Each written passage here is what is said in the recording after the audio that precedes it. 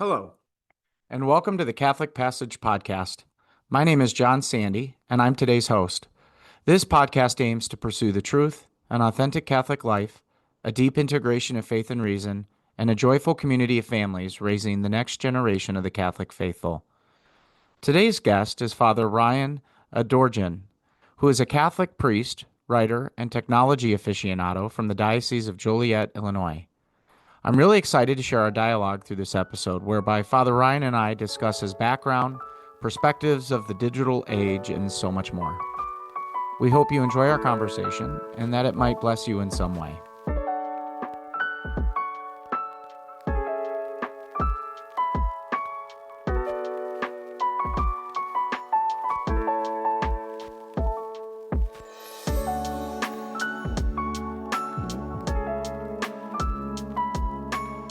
Yellow. I'm with Father Ryan. Is it Father Ryan? Yeah. Okay, cool. And how do you pronounce your last name, Father? Adorjan. Not Adorjan. No. Adorjan. No. Adorjan, like a doorway and the beverage. Got it. And I think I asked you this before, but you're not Armenian, are you?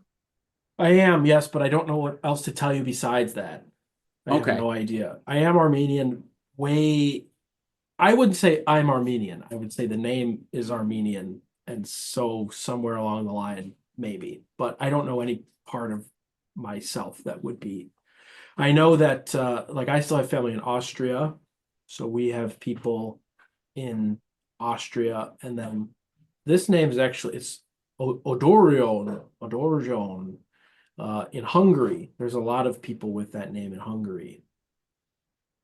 So it's something Eastern like that. But when we went to buy a car, the car dealership was run by a lot of Armenian men, and they treated us very well because they said, you are Armenian, your name.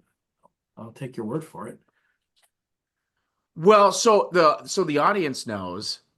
And by the way, I think maybe I shared this with you, but the only reason I geek out over Armenian stuff is when I was on the Law Journal at St. Thomas, we did a symposium on like the Armenian genocide. And I've always found that fascinating that like Turkey, not that I'm trying to be controversial on this podcast, but like Turkey calls it the Armenian incident, right? Like they won't acknowledge that they eradicated or attempted to eradicate an entire country essentially off the face of the earth. Way of life, yeah. But you were saying that generated a little conflict, right? Yeah, like the ambassador to the United States from Turkey showed up at the symposium and was like mean mugging me the whole time. I don't know. I'm probably on some like if I ever go to Turkey, I'm probably gonna be like in trouble. But you're not gonna get very far, yeah. Yeah. Thank you for being on the podcast, first off. You're welcome. You're welcome.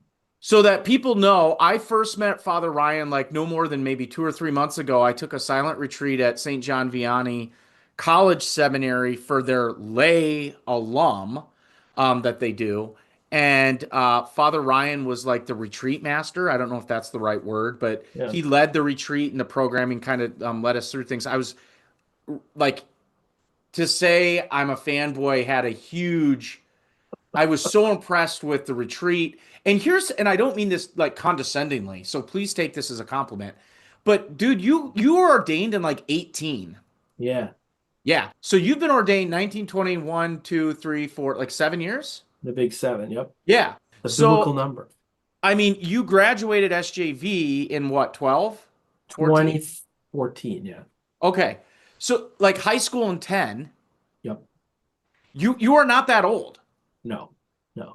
You speak and have insight like you're twice your age. And I mean that like in a very good way. Like I was blown away when I looked at like your CV and I'm like, no way this priest is that young and is saying the things that I'm hearing coming out of his. You're an old soul. And like it comes across in how you kind of portrayed the faith and thought about life. Like I would have put you as somebody who was a crusty pastor for like the last 10 years. The way you just kind of know the human condition, I guess would be the best way to say it, and the way you can articulate it. So I'm just a huge fan, and I thought to myself, leaving that retreat, I gotta have him on the podcast. Like he'd be great, not only on the podcast, but like I want to invite you to the diocese sometime if I can talk to our new bishop. Like you got to get Father Ryan to lead either a lay retreat, maybe it's a priest retreat, maybe we bring him in to do something for the diocese. But a huge fan of yours. Can you give the folks listening a little bit of your background though, like vocation story? Where did you come from? How did you come to be? Well, sure. The Lord created me with the help of my parents. That's the answer to your question there. Just kidding. Thanks for having me on, and it was great to be with you guys on that lay retreat. I was sort of surprised to be invited to do that. Especially, I think I kind of said this a few times during the retreat, but a lot of the guys who were on the retreat were guys that I had entered the seminary with on the same day, even in 2011. Was Um, that weird, by the way? no, it wasn't weird. Yeah, it was weird. It's a good word. It was just kind of I mean, it was a privilege to do that. It's always a privilege to preach to anybody. And I try to remember that it's a privilege. Uh, but to be able to do that, it was something very almost like full circle for me because as you probably remember, like what was kind of the mantra of SJV was just, you'll be a good man regardless. If you become a priest, you'll be a great priest in that way. You'll be a good father if you have kids. But either way, the point of college seminary is to knock the jerk out of the guy, basically. So um, it was just nice to see some of those guys be not so jerky anymore. And probably for them to see me be not so jerky either. But how beautiful it was to come to you, to them from the point of my own vocation, but then to minister to them and not just to be brothers who clean the same bathroom, but that they're living these fruitful lives. They have kids, they have wives, they have jobs, all of that. Beautiful. To me, it was a privilege to do it, but it was sort of weird. Yeah. Um, anyway, so I came to SJV when I was 19. So I did 1 year of college at a little school here in the Diocese of Joliet called North Central College, which was like a Methodist school, but I was studying English and secondary education because I wanted to be a high school English teacher.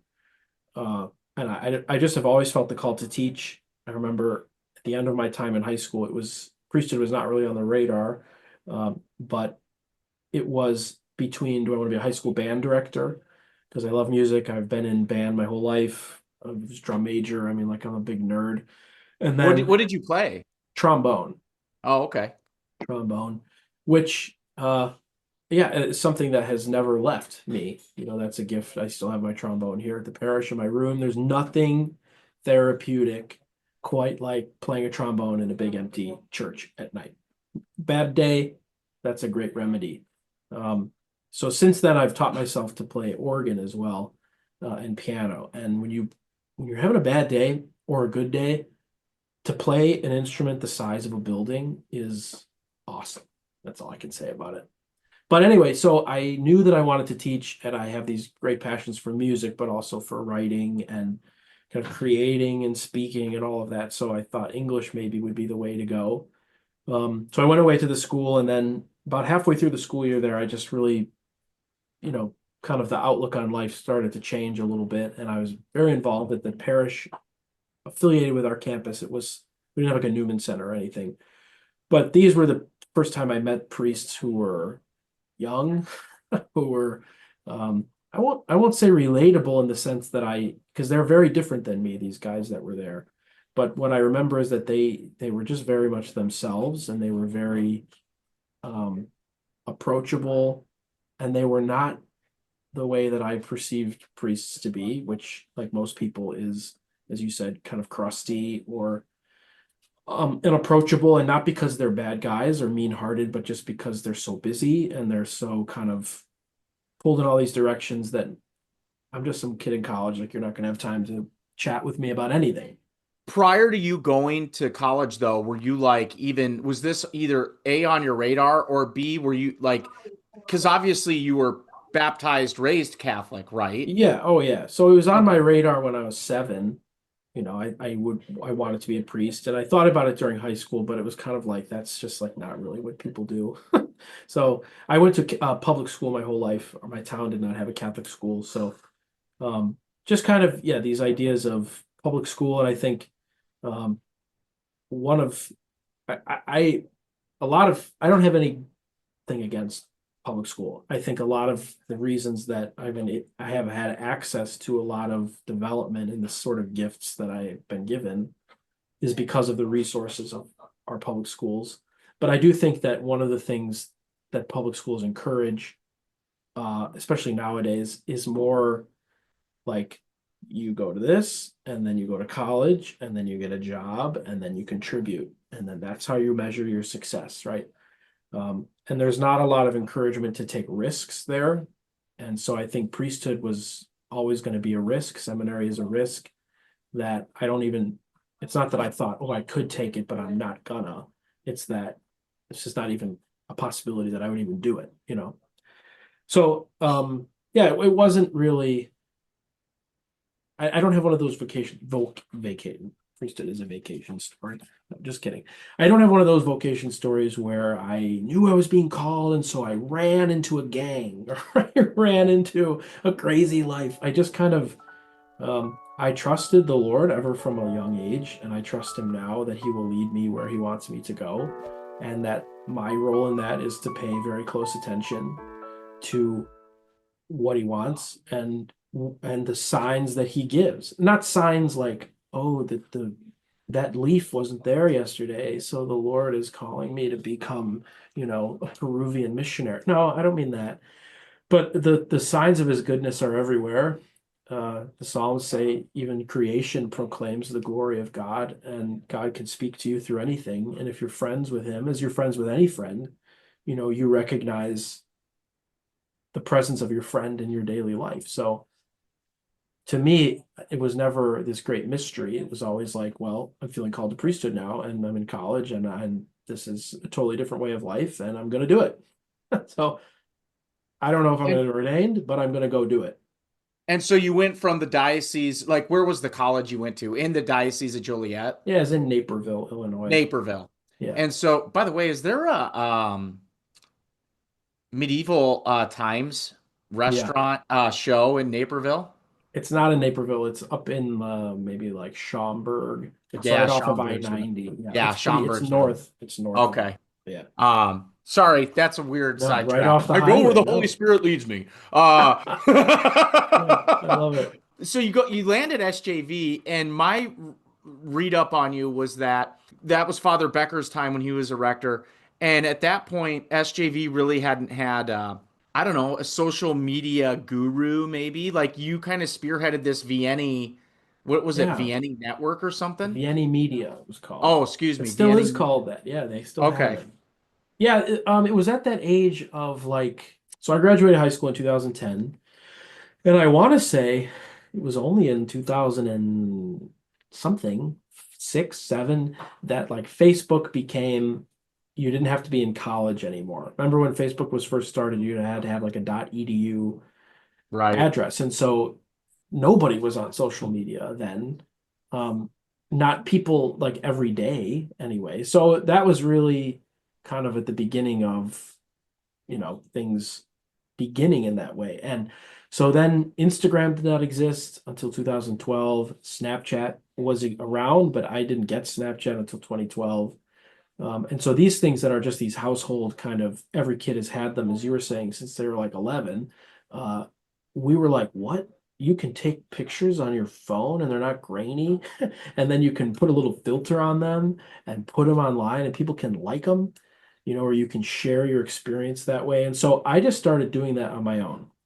And it's kind of embarrassing actually, but one of the big ways that it got started was, at SJV, I don't know how it was there, but every day for class, we had to wear general dress. And so after class, you'd come back and you would change. So general dress is like a polo shirt and khaki pants and some kind of shoes or whatever. And so there's a picture of me. Did you ever see this picture? No.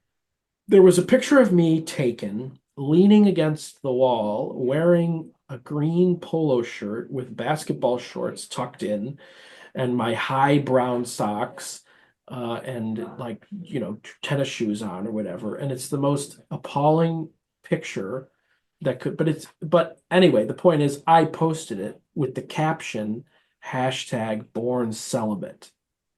Hmm. And that just like my my Facebook loved that. People thought that was so funny. And then, little by little, you start posting more serious things or still funny things. Or a lot of people had the perception that, um, seminarians are these, again, like crusty, boring, all day, night, study by candlelight, you know what I mean? Um, Whipping yourself. I had friends' moms when I left for seminary say things to me like you're such a talented young man and you're giving up your life and I'm just so disappointed in you. As I remember that very clearly. And I just thought, well, I want to change the perception of this. And Right. so I started posting like I'm going to post the seminary wiffle ball tournament, and I'm going to post Vienna visits and the craziness that ensues with that. And I'm going to post. I think I was telling you, I believe you maybe have had a similar story. The people in Ireland Hall next to the seminary on move out day pushing a couch out the fourth or floor window. You know, Yeah. uh, just things like that are so unrelated to they seem unrelated to philosophy, to the gospel, but they're not, of course, because it's just part of living. And to pay attention to the life around you is what you're called to do. So anyway, little by little started sharing life in the seminary, and I thought, well, what if we did something with this? So little by little, I mean, it was as primitive as it gets. We didn't have even a video camera. I had like an old voice recorder, and I just started recording and posting seminary and vocation stories and priest hero talks. And then, there was this app called, I almost said Life 360. That's not what it is. It's something like it was one of these first iPhone apps you could make a panoramic video. And so I made one of our chapel and I posted that. Um, then I helped the seminary get a new website. And then it just became like a joke almost that I started calling it Vienna Media. And then the name stuck, obviously. And so that was where the SJV Instagram account came from. That was where a lot of things came from. We helped them. I rebuilt the whole SJV website when it was still on the St. Thomas platform. Now it's its own thing. Um, we got great equipment. We redid the streaming capability, and all of that stuff came out of Vienna Media. And um, again, that was a privilege. That was to me the Lord saying, this is something good and this is something that we should be doing, if for no other reason than to show people what is life like inside of a Catholic seminary. Because And people think it's a Catholic cemetery and it's not. right, not Catholic cemetery, Catholic Yeah. seminary. Uh, well, and that's kind of why one of the reasons I wanted to talk to you today is you ended up then graduating from SJV and went on to Mundelein, whereby at that time the rector was none other than now Bishop Robert Barron, Yep. founder and creator of Word on Fire.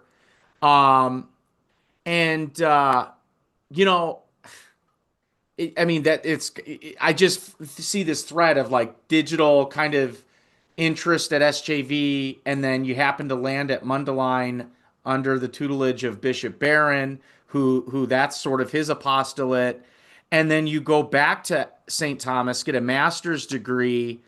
What was your master's in Catholic studies? But I mean, it had Catholic a studies. Yeah. specific, yeah. What was it?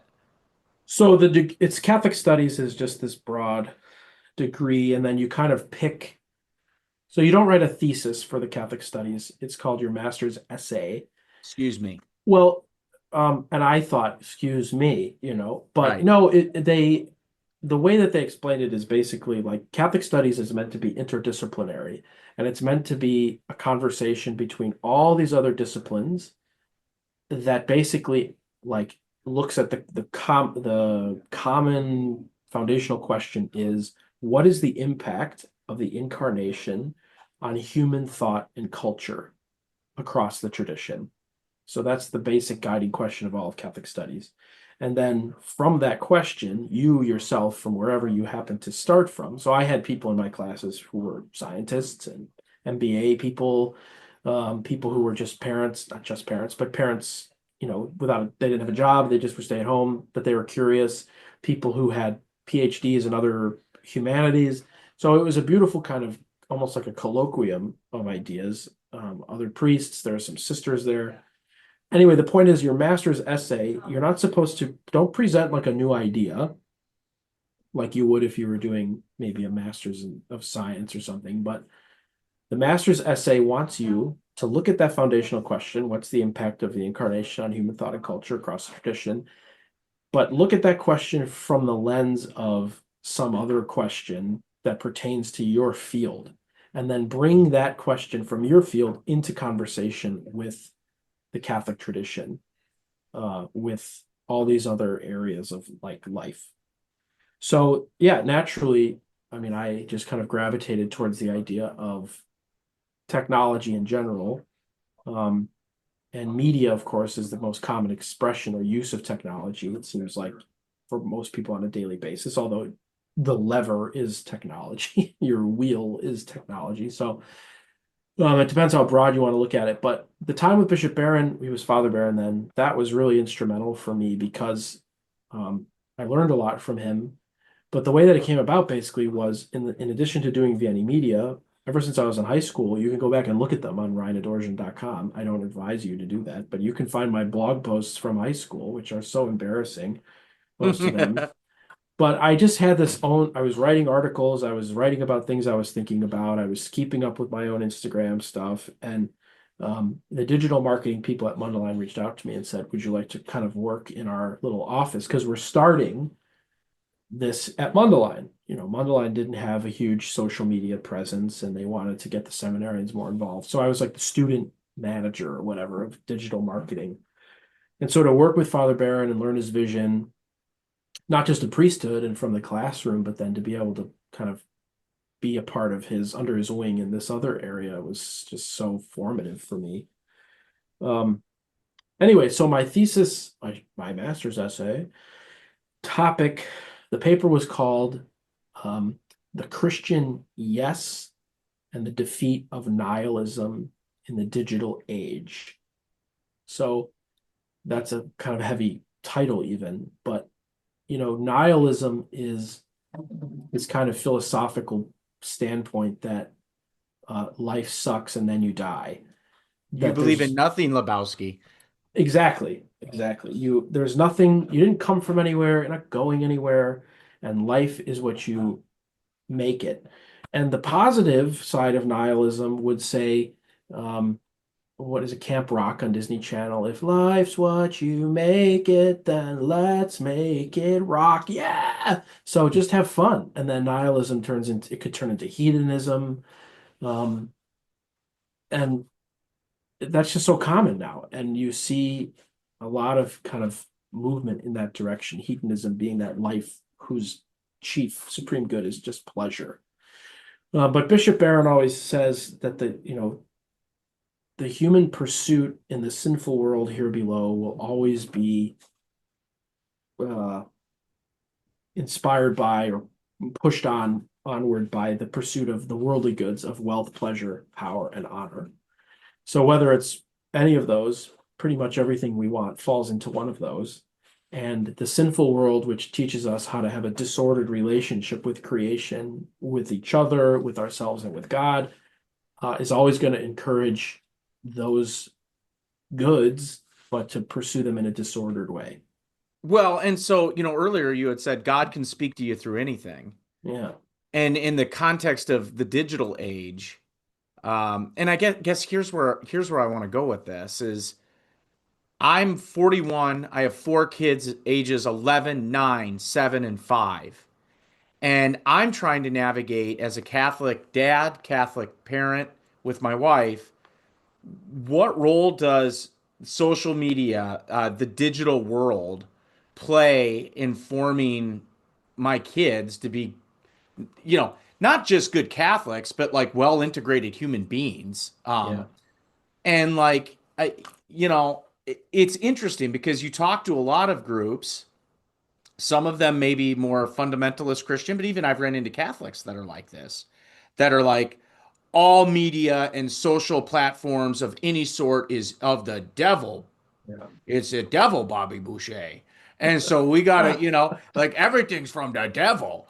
And so, nothing's good. Like this Quaker kind of like it's all or nothing, right? It's Yeah. all evil, eradicate it all, no TV, no internet, and that's fine, but that's certainly not what Bishop Barron's perspective is, right? Like, No, no, and I think that there's the common phrase like the best evangelist is the one who has the Bible in one hand and a newspaper in the other, right?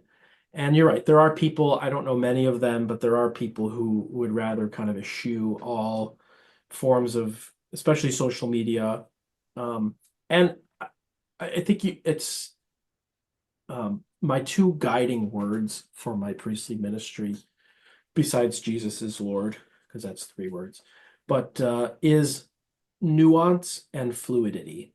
So everything has a million parts, and not one of those parts stays the same for very long. So to speak definitively about anything besides gospel and revelation is not smart. Um, so to just discount something totally without, it's just not smart to me. Um, and like the I Dominican maxim, like seldom affirm, never deny, always qualify. right, and like St. John Henry Newman, his famous phrase, you always affirm what you can and you only reject what you absolutely must. Right. Because a lot of times, and this is the way we were taught pastoral theology at Mundelein, was when someone comes to talk to you and they lay out their life story for you, the first thing that you do is affirm all the good that you pick up in what they've just said, that maybe they don't even notice or they do notice but need to hear about. Because you'll find it everywhere. But that being said, like you have to do a little atom splitting because, or maybe let me start here. Did you ever meet somebody who is old enough to remember a time when the microwave did not exist? Yeah, well, my grandma, Yeah. yeah, because all of a And sudden she then, started using it all the time. yeah. And then you talk to them about what life was like post microwave. Whereas we look at it and say, like, every kitchen has to have a fridge and a stove and a microwave. And that's what you have in your house. Um, I remember like I was raised in a house where there was a computer room, right? And you had to ask permission, can I go on the internet now? And the internet was a place in your house and you went on it and you didn't stay on it too long. And if mom had to make a phone call, you got off of it, you know? And so to me, it still is a little bit novel that the internet is everywhere and I can have it in my pocket. And there's actually probably more technology in my pocket than there was on Apollo 13, you know. Um, but for people who are like your kids' age, they don't know a world without that. They don't know a world where the internet wasn't, or where the internet was difficult to access or inconvenient to access, or where mom and dad yelled at you if you turned on the dial-up sound while they were talking on the phone with grandma or whatever. They don't know that world. So they're not thinking about it. It's not that they're not thinking about it like you are. They're just not thinking about it at all because this is just part of life. You grew up in a world where the sky was blue, and you don't think about the sky being blue because the sky is just blue. And I have this phone in my pocket. I think it is as simple as that in a lot of ways. Same thing with cars, right? Uh, a privilege even 70 years ago for a family to have one car. Now every family has two cars, and you're living in a world where you have your daily driver, and then you have your Miata in the third garage or whatever. Um, it's sort of like that, where um, you're making a big deal out of it, and kids are like, what could possibly be the big deal, you know? But if Well, and I you think, yeah, I think but from the Catholic parent perspective, my concern is the internet is more than just looking up, hey, what time does, Geppetto's close for dinner tonight? Yeah, yeah, It's turned into access, yeah. So the right? point I think is And like if you go back to the days when the microwave was invented, you will find, I'm sure, newspaper articles, or if you were to listen in, go back in time, did you know that these cause radiation in your homes and you're going to get cancer from the microwave and you're in the car? How dare we give kids cars and they're going to drive off the side, into the lake or whatever. And it's going to be whatever that movie is about Ted Kennedy driving off that bridge, and that's going to happen to everybody, you know.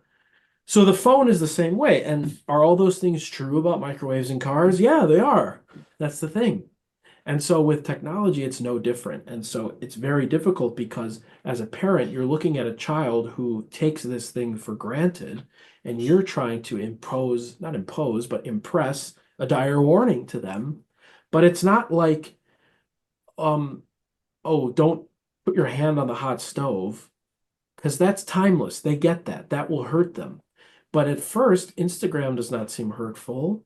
Snapchat does not seem hurtful. This is an awesome way to be part of my group, have friends, group chats, share funny things, feel connected. Then it becomes a place where I go when I can't sleep or before I go to sleep.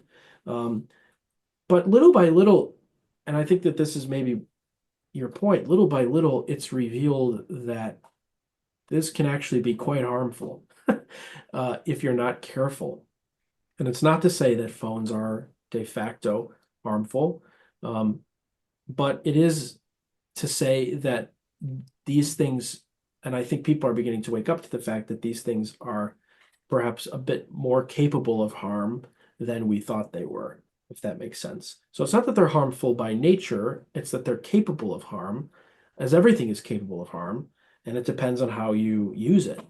And to me, I would say if you want like what is a priest's honest advice about the goodness or badness of social media and phones for the youth, the answer is simply it would just depend on how you use it.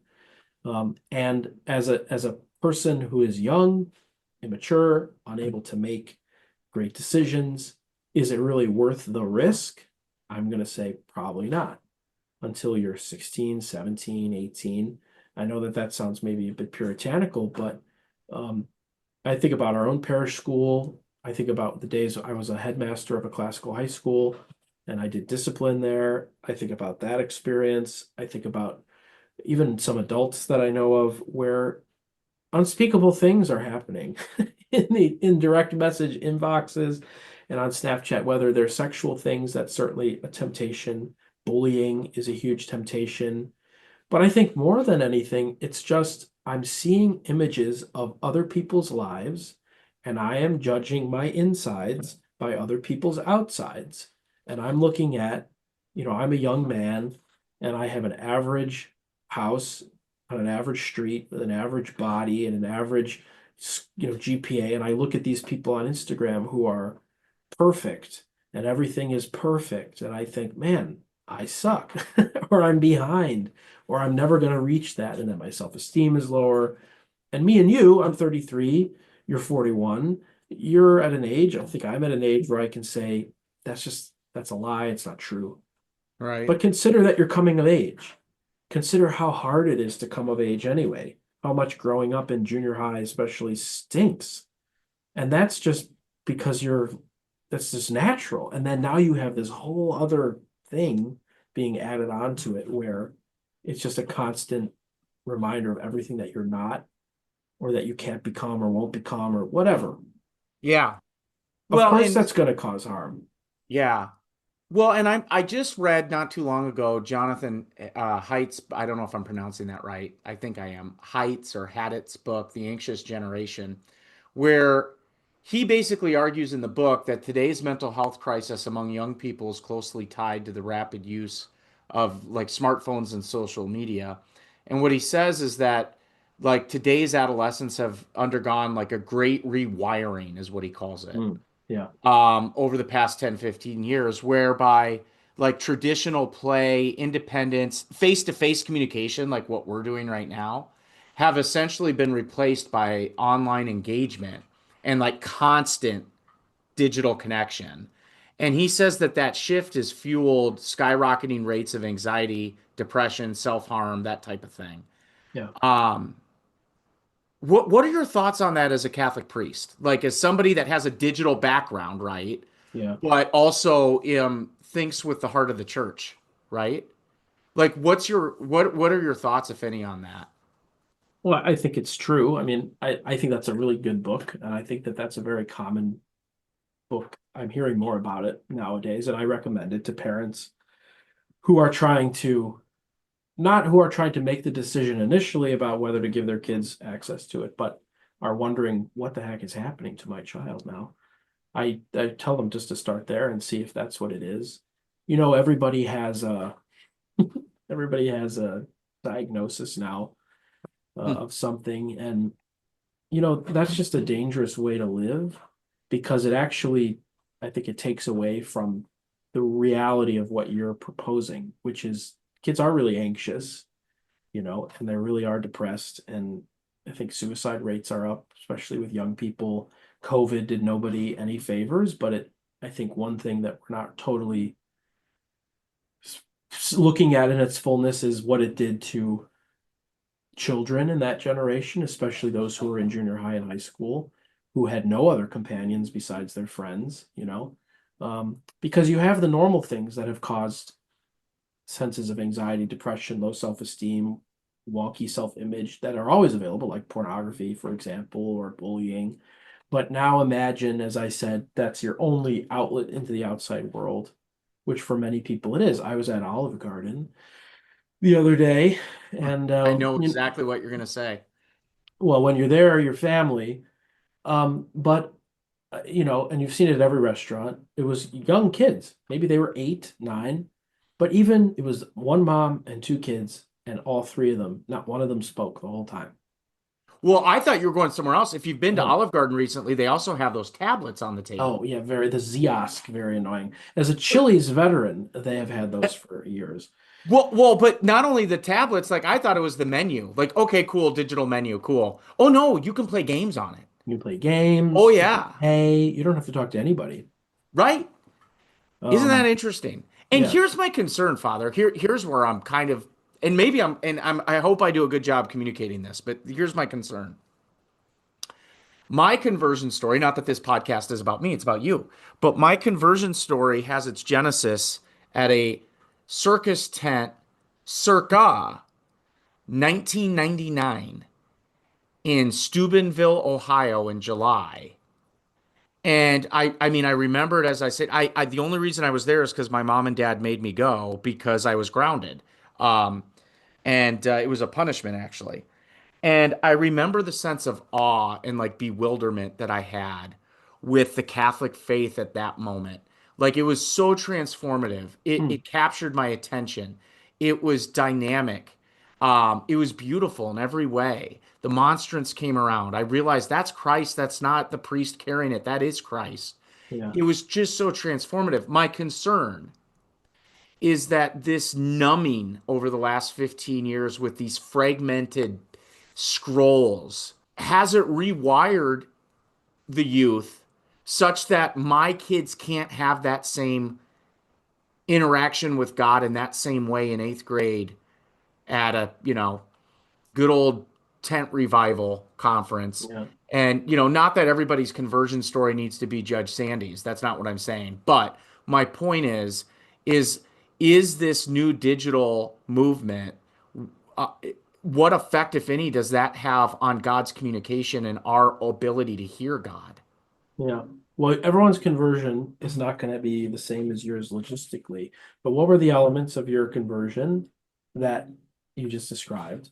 Repentance, certainly. Well, I realized that God is God and I am not God. One. Two, I realized that God is present in my life because he wants to be present in my life. Three, God is present in my life to call me out of the present situation of my life and into his own life, which involves number four, I need to change and Right. repent and move on and do something else. So those elements are going to be present for everyone. And I will just say one thing that fills me with hope is that I don't think that this can really last very long.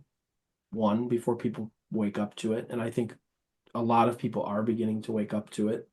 And I know schools are starting to even, maybe not public schools. And I'm saying that because I don't know what's going on over there. No, they are in But I Iowa. mean, yeah, but like a lot of Catholic schools are one-to-one Chromebooks. And now I think a lot of them are starting to, maybe they still do that, but you don't take them home. Or they're still doing that, but a lot of the work is less on them or something like that. So little by little, but look at like Steubenville conferences, for example, or I think of the Jubilee of Youth that just happened in Rome, where you had 1 million young people there who were really present there. And so I think that there's something happening, and this is just my observation from being a high school teacher. There's something happening with Gen Z, especially, where because technology is not the only thing happening in the world. And I think technology has made the world more, is it's laid bare the world maybe in a more realistic way than before, where you can see things as they are. And so the point is the craving for authenticity, for sincerity that Gen Z has. Um, what I'm noticing anyway in the high school kids and the college kids here in the parish or people that I know in my own family is that it doesn't have this numbing hold on every single one of them. You know what I mean? That I Mm. think a lot of them are waking up and saying, this is not how I want to live. And what I actually see happening more is their parents are more attached to the phone than the kid is. Interesting. I see that, I think, a lot more than, not that kids are not attached to their phones. Of course, they're attached to their phones. Right. But there does seem to be, at least in those of goodwill and with sincere like connections with their own intelligences, which is a lot of them, that there is a growing disconnect. And I think part of the reason is, honestly, because how many grandpas do you know who are obsessed with their car? I know so many of them. I think it's the same thing that's happening. Technology is like a big nothing burger for young people because it just is. It's always been. But for me and parents my age, like I love having a phone. I love scrolling. I love getting ideas. I love looking on Etsy and shopping on here and doing that. But I don't think it has the same kind of like novelty as it does for young people that it does. That's interesting. And because it also opens the question, is it that the youth aren't opening themselves to God, or is it more so that parents aren't parenting the way they need to Well, I because think it of has a that? lot to do with that. And I think that young people who are hearing the truth preached, especially those, because what we have now is like our school here at this parish has almost 500 kids in it, which is great. Of course, not all of them come to mass, you know. Um, I think about high schools.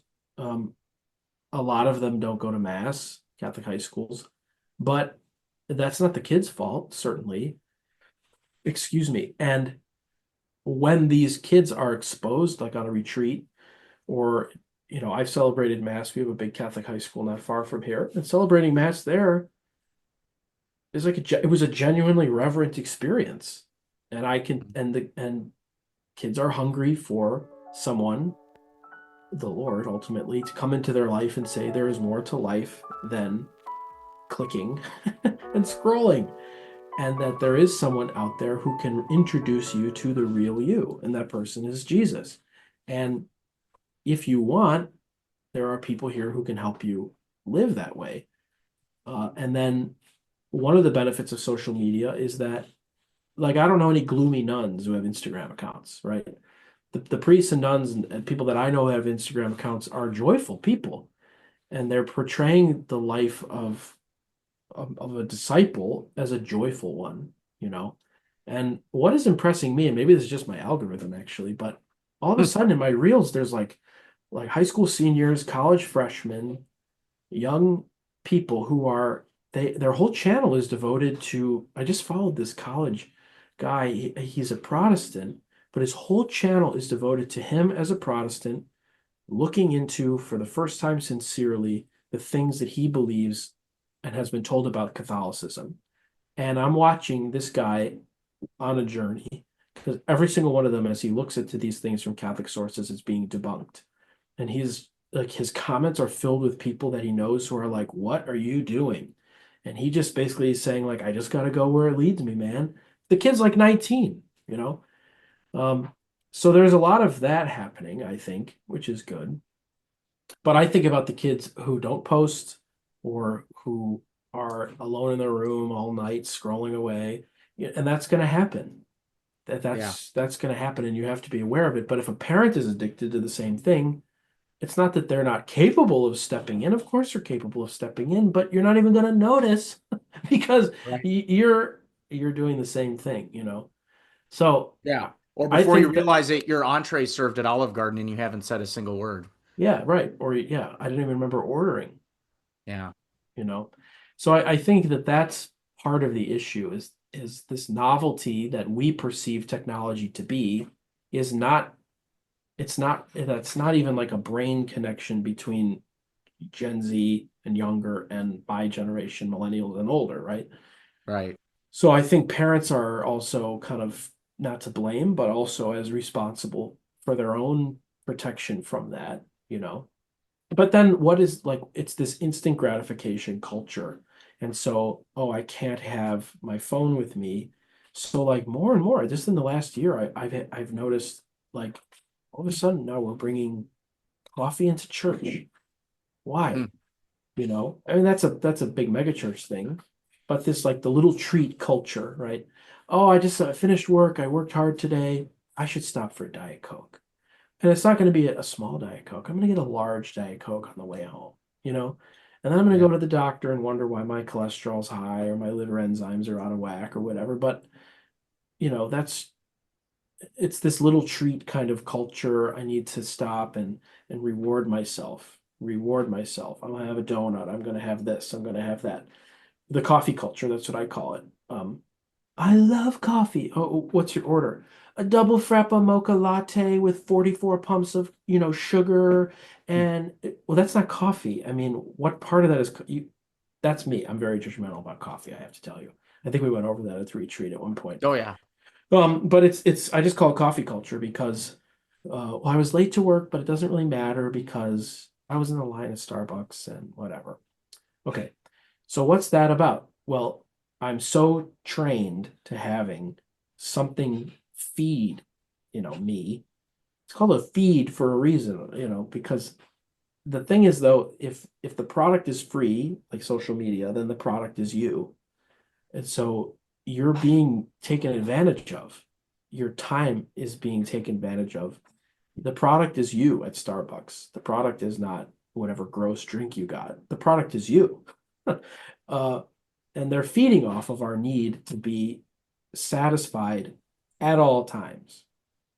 So I will just say that that's the part about it actually that makes me kind of nervous is the and to me this is very creative if this is the evil one because what is the essential element of the Christian life? It's Sacrifice. suffering. Yeah. It's Suffering. sacrifice. Yeah. Self-gift is what it is. It's self-gift, you know? And I notice it in little ways. Little ways. I'm not the best self-gift, obviously, but funny things that maybe you would never think about. In our parish parking lot, people who they pull into their spot and they are sideways, taking up two spots, sticking out of a spot, no one can go around them, and they just walk inside. Who cares? And so I leave notes on their car. I Yeah. do. Dear driver, uh, you didn't think about anybody else when you parked here. Or like the cart. I don't know if you follow this on Instagram, but there's a guy named Cartnarks. I love that. Boop, Cartnart, Cartnart. boop, boop. Wait a minute, sir. Don't be a lazy bones. Sir. Did you put that sticker on my car? I'm gonna call the police. Oh, why? Why? You're the one who didn't put the cart there. You're the one. I love that guy. I'm surprised he's not been killed yet, to be Well, honest. it's genius content. It has Yeah. me giggling every time. But that I think is the thing that makes me the most nervous is just like there's a real unwillingness, it seems like, to serve Yeah. beyond what might benefit me. You know what I mean? Yeah. Um, and I think that that is probably where there will be a great kind of arena for conversion but I think that's always been true. I don't think that's uniquely true now. I think self-gift is one of the hardest things to do in a concupiscible world. So Hmm. the world does not work in the way of self-gift. Uh, our auxiliary bishop here, he always says the best definition of sin is I want what I want and I want it right now. Hmm. So that's true. It's always been this way. And I don't want to dismiss your concern as a parent. So this is me answering your question as a Catholic priest. I don't want to dismiss your concern as a parent, but I also don't see a whole lot of maybe the context is different and the logistical side of it is different, but once you get down to the brass tacks of it, I think it's just the same thing that has always plagued human culture and human nature, which is my fat, relentless ego that must be satisfied at all times. And as I soon as want what I something, want when I want it. and I want it right now, and anything that comes in the way of that kind of satisfaction, not only, oh, it can be tolerated, no, it needs to be undone. It needs to be done away with right now. Or I'm just not going to feel anything. I'll just numb myself. So Yeah. is social media scrolling as a 16-year-old in your bed at 3 a.m, is that the new drinking behind the garage? Maybe, actually. Yeah. And I think it's interesting because the research is showing that Gen Z has lower rates of teenage drinking and even sex outside of marriage or teenage kind of sexual activity. That the age of not exposure to pornography, but the age of an actual like first time sexual experience is going up closer to the end of high school or even into college, which I think is interesting. Ryan, ADORJAN.com. Again, Yeah, it's RYANADORJAN.com is your website. It's Love Speaks, awesome stuff. You thank you. post, I think, weekly. I Uh, post, yeah, I'm in this like migrating place right now because as you notice, I'm switching over more to Substack. So my Substack is called the Pilgrim's Prologue, and I'm trying to get the URL to just go there instead, but got we'll it. find it. Well, hit up his website because he has awesome content. I've asked Catholic Passage to maybe at some point incorporate some of his posts with attribution, of course. We put out a newsletter, Father Ryan, and so Father Ryan has graciously agreed to let us do that with attribution. But really profound, great stuff. You can tell you were an English major. Did you actually end up majoring in English? I did, yeah, but just for the first year, Yeah, and prolific then writer. I mean, just thank great, you. great way of communicating yourself, both verbally and in writing. But love speaks, love the website. Check Ryan out. I appreciate you being with us, Father Ryan, and it's great getting to know you. And I can't wait to tell Bishop Keener, our new bishop, that hey, you need to bring this priest from Joliet in sometime Let's go. Let's to go. to talk. So really appreciate your time and insight, and thank you for being on the show. Thank you very much for having me.